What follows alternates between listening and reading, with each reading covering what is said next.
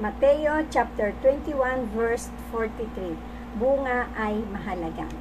Kaya nga sinasabi ko sa inyo, aalisin sa inyo ang kaharian ng Diyos at ibibigay sa ibang bansa na nagbubunga. Sa kaharian ng Diyos, ang bunga ay mahalaga. Kung minsan mali tayo sa pagtingin sa pagpapahalaga sa ating nabubuhay sa kaharian ng Diyos.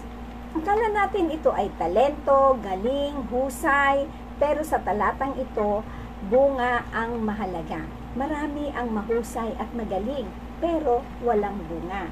Sabi nga po sa Galatians chapter 5 verse 22 to 23, sapagkat ang bunga ng Espiritu ay pag-ibig, kagalakan, kapayapaan, kabutihan, katyagaan, kabaitan, katapatan, kahinahunan, at pagpipigil sa sarili.